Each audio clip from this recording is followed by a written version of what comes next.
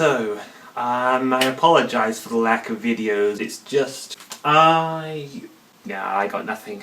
But here is a video that I've wanted to do for a while now. It's a review of Childhood's End by Arthur C. Clarke. This I read back in September, October of last year, and I've had some strong thoughts on it.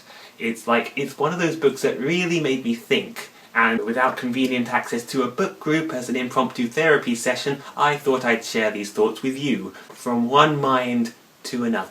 Now, let's get the non-spoilery part of the review out of the way first. So, Arthur C. Clarke, he also wrote 2001: A Space Odyssey, which was deeply influential for all of sci-fi, but especially film. This is one of his earlier works, 1953 it was published in, and it covers a lot of the same themes as 2001: A Space Odyssey. Now, would I recommend this? Absolutely. For an individual reader, or especially if you're running a book group, I think you can get a very lively discussion on what's in these pages. It's quite short as well. You can read the whole thing in about 8 hours. And I think people are going to have a lot of different reactions to this, especially towards the ending. So the basic premise, it's very hard to give away without spoiling things. An advanced alien race descends from the sky and invades us peacefully. But wait, hold on a second. I know you're thinking this idea has been done to death. But remember, 1953, the world had grown up on War of the Worlds and had recently lived through a world war. And the idea of aliens invading peacefully was a new concept to them. But whether the invasion is actually peaceful or not is left ambiguous, almost towards the very end even. And even then, it's somewhat divisive. Because there are those who think the ending is a happy one, and those who don't. Now, humanity is very deeply affected by this invasion. It begins a period of great change, and in spite of that though, not a lot happens for the first third or even a half or 3/4 of the book. A lot happens towards the end though, and it's worth that build-up. The very beginning though is something that bothers me. I think it would bother a lot more people if they knew about it, but Arthur C. Clarke went back and rewrote the first chapter in 1991, so almost a full 40 years after he initially published it, he decided that, you know what, setting a sci-fi book in the Cold War is a bit dated. He didn't do any of the other chapters over, it was just that first chapter, which sort of contradicts a few things that were said later on. But interesting, weird that he'd do that. It's a bit like how George Lucas made changes to the Star Wars films, and I know that you internet people love to complain about that, so you should be outraged that Clarke has done this to his own sci-fi classic. Now, are you ready for some of the spoilery stuff?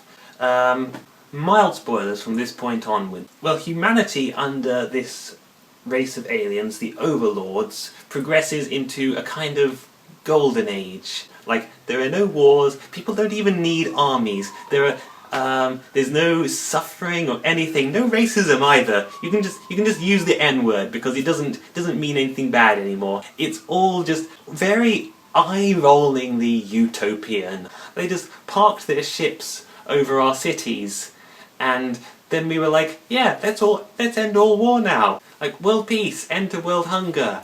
That's how it works, isn't it? Thankfully, or else it would have made for a very boring book, things don't stay like that forever. And now we're getting into the real gritty details of the ending. Though you may have seen this coming, the third and final part of the book is called The Last Generation.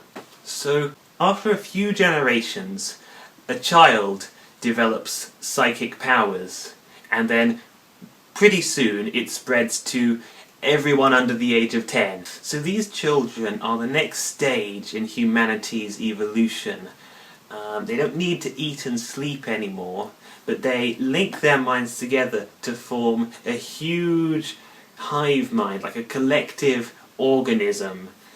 They no longer possess individual identities. But wait, it doesn't stop there. They themselves merge with an even bigger hive mind, the overmind, which is this immense, non-physical life form that is, supposedly it is composed of the combined intelligence of many different races that have all evolved to a certain stage.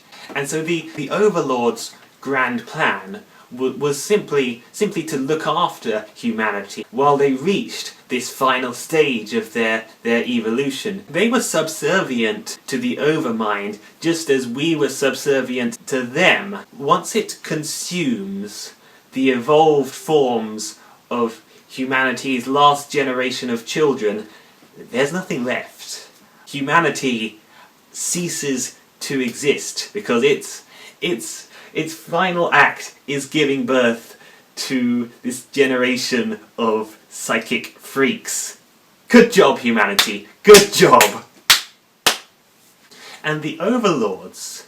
Now this is really interesting, because although they evolved much higher than us, they never developed psychic powers. They were only servants to this overmind, and they were like, oh, why can't it happen to us too? Why can't we spawn a generation of psychic freak babies then cease to exist? Now obviously the way I describe it to you, it sounds rather horrifying, doesn't it? But here's the thing, a lot of people see it differently. The Buddhist afterlife is actually quite similar to this, and I don't doubt that this, in large part, inspired the ending of Childhood's End. Now about that title, what does that mean? It's obviously referring to the end of our childhood collectively as a species, that we as humanity, we are an infant race right now, but this is, our becoming a fully mature and responsible alien hive mind. That fucking sentence, man. No, but seriously, there is a quote from here. Let me see if I can find it. Actually turned to that page by accident. The stars are not for man.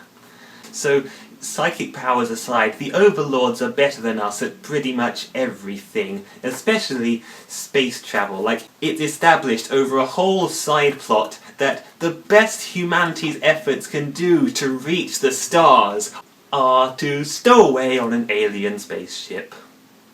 Yeah, it's a bit... So we pretty much suck at space travel. Like, it's like a toddler trying to drive a car. But there is one solution to that. Become assimilated by a great alien consciousness. You will die, but your psychic freak babies will live on in spirit. Kind of. It begs the question, actually. These psychic children, whether they are the next stage of humanity's evolution or something else entirely. Of course, there is this very potent metaphor that we, as parents to the next generation, we give up our own lives, but something of us survives through our progeny. And yet we're all very different from our parents. My dad, for instance, felt completely different about this book. And you wouldn't think a direct ancestor from 1,000 years ago would even understand us, but we are undeniably the continuation of their succession. So that remains an open question, but let's go now to a quote. So this is describing the first child to change over with his awakening psychic powers. Into his mind was flooding knowledge from somewhere or somewhen, which soon would overwhelm and destroy the half-formed creature who had been Geoffrey Angus Gregson. And Faye would sit watching, looking up at him with tragic, puzzled eyes, wondering where her master had gone and when he would return to her. Jeff and Jenny had been the first in all the world, but soon they were no longer alone. Like an epidemic, spreading swiftly from land to land, the metamorphosis infected the entire human race. It touched practically no one above the age of 10, and practically no one below that age escaped. It was the end of civilization, the end of all that men had striven for since the beginning of time. In the space of a few days, humanity had lost its future, For the heart of any race is destroyed, and its will to survive is utterly broken when its children are taken from it. And it goes on. This is in the chapter after that, when the chief alien guy, his name is Corellin, played by Charles Dance in the TV adaptation. For what you have brought into the world may be utterly alien. It may share none of your desires or hopes. It may look upon your greatest achievements as childish toys. Yet it is something wonderful, and you will have created it. When our race is forgotten, part of yours will still exist. Do not, therefore, condemn us for what we have compelled to do. And remember this, we shall always envy you. Well, they make it sound like the nicest sounding genocide ever. But just to play devil's advocate for a sec here. No, really. They are literally devils. Like, they actually are the devil of Christian mythology.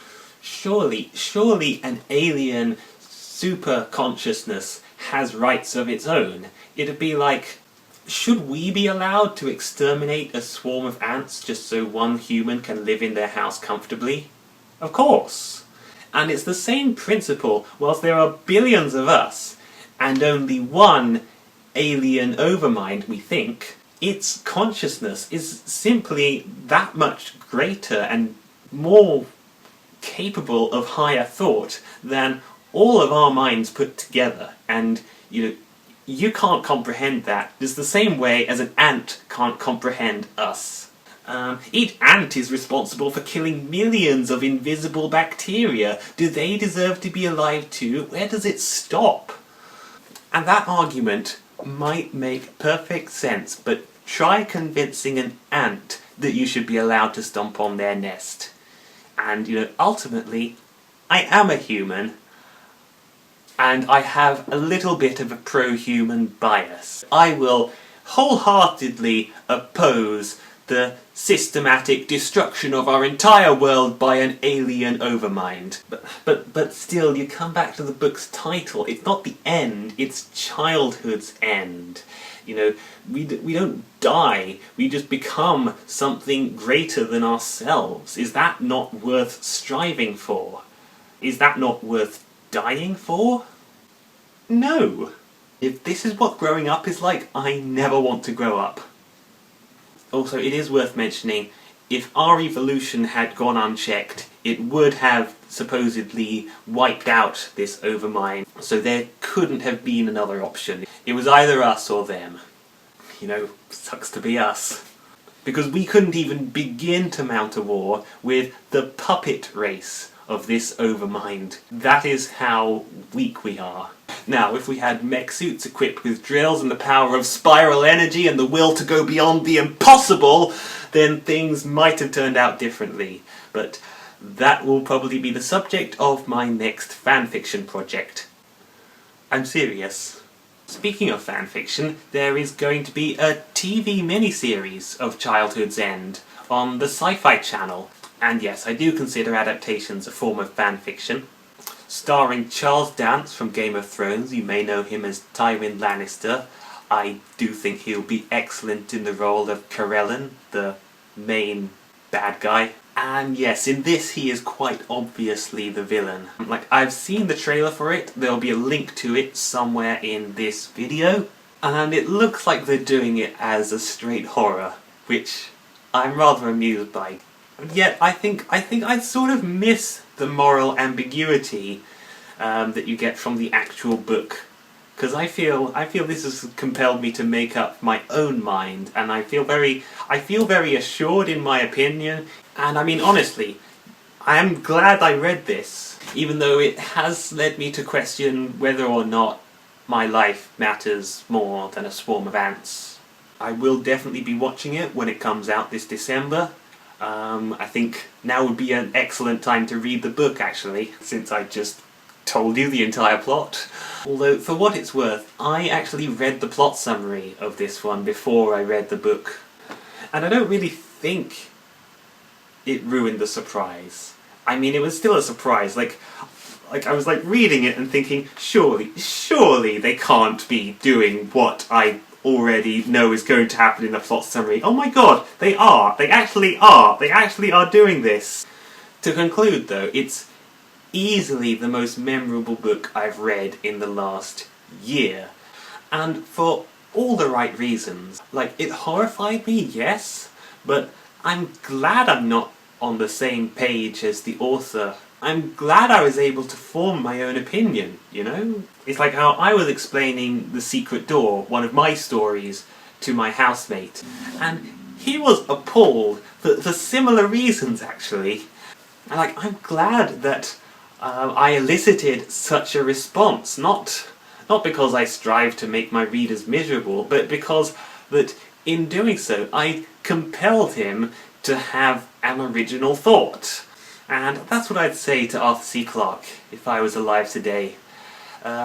Sadly, he passed away in 2008.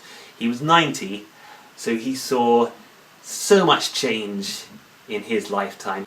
He only just began to see the age of YouTube, and even then, he might not have guessed at how important it would have ended up becoming. And I bring this up because of one particular prediction that he made in this book. And you know how sci-fi writers love to predict the future, and they always get it hilariously wrong, but this from the man who practically invented geostationary orbit. He's predicted quite a few things in the past and got them right. So let's see what he says in... So this is around the 2/3 point of the book, before anything really terrible happens. But at this point, Utopia has been established under the alien overlords, and humans, quite frankly, are getting bored of it. There's nothing left to struggle for, and there are too many distractions and entertainments. Do you realise that every day something like 500 hours of radio and TV pour out over the various channels? If you went without sleep and did nothing else, you could follow less than a 20th of the entertainment that's available at the turn of a switch. No wonder people are becoming passive sponges, absorbing but never creating. The irony of saying that on YouTube, where 500 hours of TV and radio is pretty much what gets uploaded in the average minute. So we ended up creating something, us as a species, that's far bigger than a 1953 sci-fi writer dared to imagine, and we did it without the help of aliens. And our creativity is alive and well in spite of it. I know a lot of the top YouTubers have become pretty formulaic, but we still get good stuff, like the fanfic I'm going to write. But really though, I think the universe would be a less interesting place without humans. Without all the silly, amazing, creative, crazy things that we do. And that's why I find the concept of this ending so bone-chillingly terrifying. And I'll see you in August. Stay awesome, humanity.